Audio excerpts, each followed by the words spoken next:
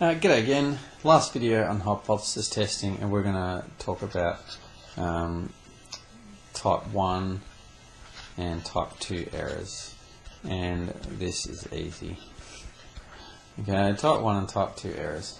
So basically, hypothesis testing is deciding whether something has changed or not, and you're deciding that based on probabilities of the probability of those things happening or not, whether your sample mean, what the probability of that being that high was. And so it's only based on probability. It's not concrete, it's not black and white, so you need to make a decision on what you recommend. But there's going to be errors when they happen. And so you've got two types of errors that can happen. So type 1 is that if you reject the null hypothesis but it was actually true, that is a type 1 error. Okay, so that you decided to reject H0 based on your p-value, but it was actually true, so you made a mistake. Well, you didn't make a mistake, but it turns out that the statistics told you something that didn't end up being true. Okay, so that's a type 1 error. Type 2 error is the opposite. So, and the other one is if you accept the null hypothesis. So you go, oh yep, I say that the null hypothesis is true, but it was actually false.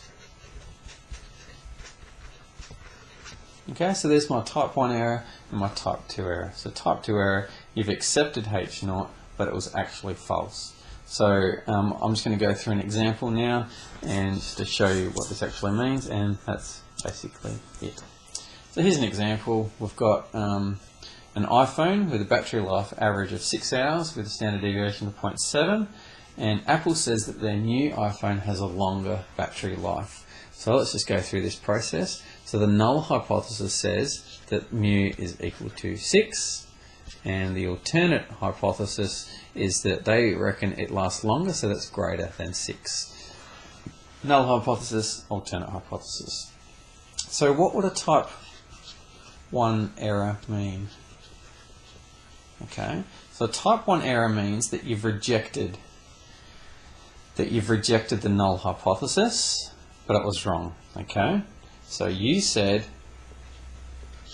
that, so rejecting null hypothesis means that you've said that the battery life is longer. So you said the battery life was longer,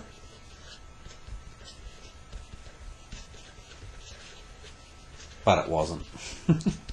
Okay, so using your Z-test, you've decided that you've rejected H0 in favour of HA, so it is longer than 6 hours, but it wasn't, so you've made that type of error. Type 2 error. Type 2 error is it's just the exact opposite of that. Okay, so you said that the battery life is unchanged. In other words, it still has an average of 6. So you said it was unchanged. In other words, you accepted the null hypothesis,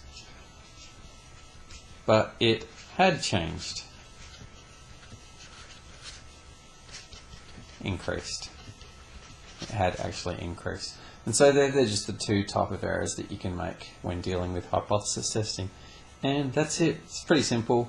Yeah, not much to it. That's it for hypothesis testing. Enjoy. See ya.